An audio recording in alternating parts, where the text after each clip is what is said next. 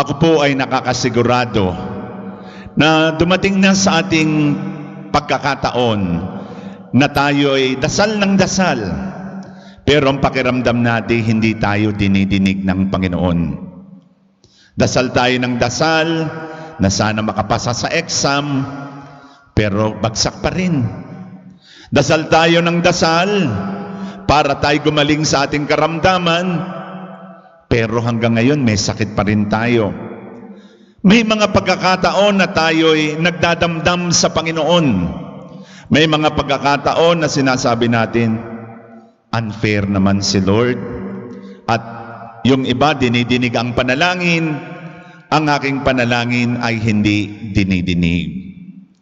Mga kaibigan, sa banal na ebanghelyo po natin ngayon ay pinapakita ang katotohanan, the most effective and victorious prayer ay pinakita po sa atin ng isang Kananeya, isa pang pagano o pagana, isang hindi Kristiyano, isang hindi Hudiyo, kundi kung siya ay naninirahan sa parte ng Tiro at Sidon, ito'y lugar ng mga pagano, ito ay lugar ng mga Hintil.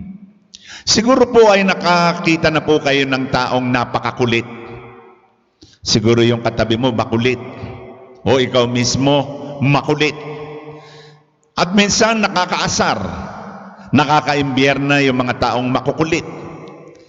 Pero positively speaking, ang kakulitan ng Kananeya ang isa sa naging dahilan kung bakit dininig ng Panginoon ang panalangin niya. Sapagkat naroon doon sa babae ang pagtsatsaga, naroon sa babae ang paulit-ulit na mga panalangin. Kaya huwag po tayong magsasawang magpaulit-ulit ng panalangin sapagkat dinidinig ng Diyos ang ating panalangin. Kaya tunghayan po natin ang sitwasyon nang ang babae po ay lumapit sa Panginoon at sabi, "Anak ni David, tulungan po ninyo ang aking anak at pagalingin po ninyo siya." Pero makikita po natin, meron dalawang problemang malaki. Sabagat siguro sasabihin ng mga disipulo, lakas ng loob naman ito. Her move was very risky. Her move was very dangerous. Sabagat in 2 counts, meron po tinatawag na gender discrimination. Nung una po, ang lalaki po ang superior race. At ang babae hindi pwedeng makipag-usap sa lalaki, sa kalye. At masasabi nating ito ay isang pagpapatunay na malakas ang loob ng babae para kausapin si Jesus. Gender discrimination. Pangalawa ay may tinatawag po tayong racial discrimination, na ang mga Hudiyo po ang tingin sa mga Hintil ay napakababa. At kapag ang Hudiyo ay nakipag-usap sa isang pagano o sa isang Hintil, they become ritually unclean. Makipag-usap lang, nagigina silang madumi, nagigina silang makasalanan. Kaya iiwas at iiwas ang mga Hudiyo sa mga Hintil. Pero ang lahat pong ito'y tiniis ng isang ina. All for the love of her daughter. Tiniis niya ang pangungutya. Tiniis niya ang maaaring sabihin sa kanya ni Jesus. Tiniis niya ang magiging salita laban sa kanya ng mga disipulo. Sabagat isa lamang ang nasa sa isip niya, hindi ang kanyang sarili, kundi ang kagalingan ng kanyang anak. Kung kaya naman, nagpursige siya, nagpatuloy siya. She continued in trusting, in praying, in hoping that Jesus will finally heed her call. Especially ang pagpapagaling sa kanyang anak na babae.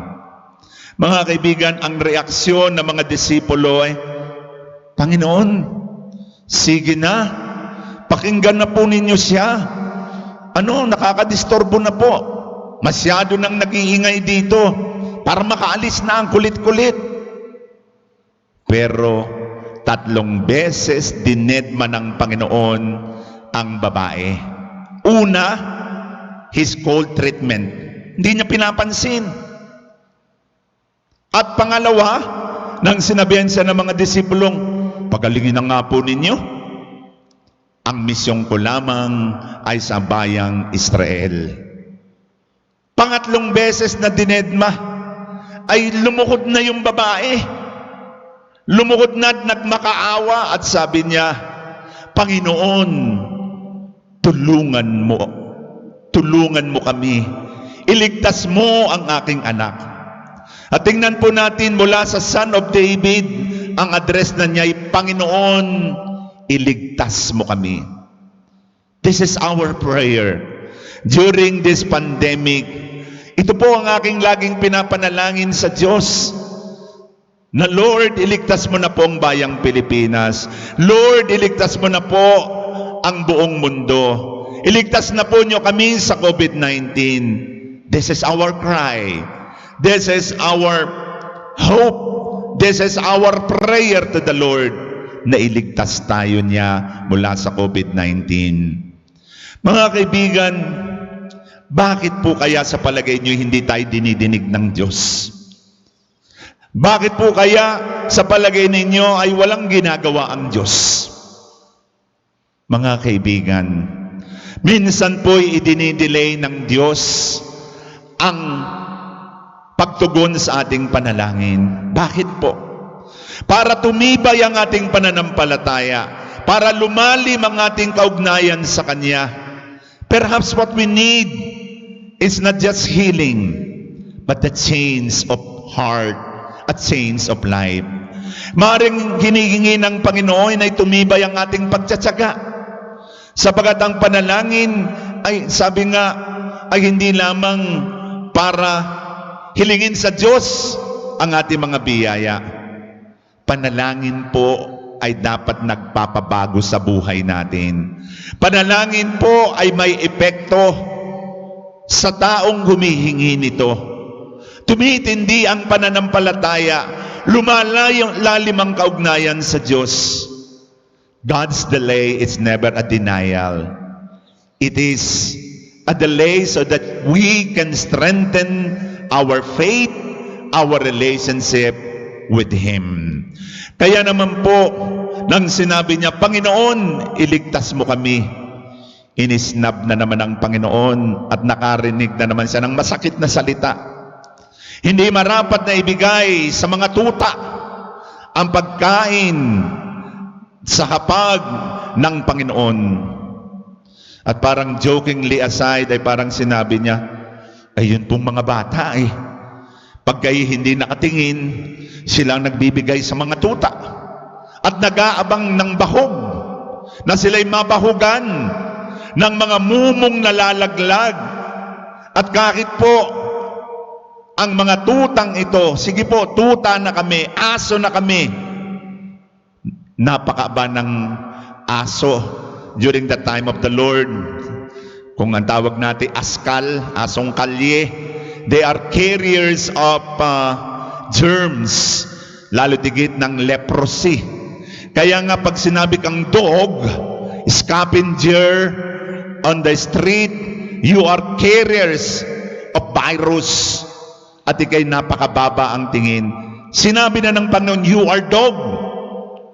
Pero she responded with light heart at sinabi niya, ay opo, tuta na po kami kung tuta. Pero ang mga tuta po'y nag-aabang ng laglag ng mga mumo mula sa Panginoon. At nakita ng Panginoon ang katindihan ng pananampalataya ng babaeng Cananea at sinabi niya, great is your faith. Uuwi ka, magaling na ang iyong anak. Mga kaibigan, ano po ba ang itinuturo sa atin ng banal na ebanghelyo? Una po, to be victorious and triumphant in our prayer, we need to have great faith. Na ipinakita po ng babae, kese hodang laitin siya, kese hodang siya'y malagay sa alanganin, kese hodang siya'y pagtawanan, maninindigan siya at mananampalataya na ang Diyos ay tutugon sa ating panalangin. Mga kapatid, katotohanan lang po, ang Diyos po ay tumutugon sa ating panalangin. Amen? Wala akong narinig. Amen? Hindi kayo tumutugon, patay na siguro kayo. Amen? Yan. So mga kaibigan, tatlong bagay po ang sagot ng Panginoon. Kung tayo may hinihingi sa Kanya, ang unang sagot niya, yes. That is for your good. Sa kabutihan mo yan. Ang pangalawa niyang sagot, no. You deserve something better. Magkakaasawa ka nga, ay papatayin ka naman ng asawa mo. Ay di huwag ka na lang mag-asawa. Pangatlo, ang sagot ng Panginoon, wait. Because the best is yet to come. I believe the answer of the Lord in our prayers na matanggal na itong COVID-19 ay wait, because the best is coming. The best country, the best world is coming. The best family is coming. The best people will be coming out. Kaya minsan hindi binibigay agad-agad ng Panginoon so that the gold in us, the diamond in us will come out.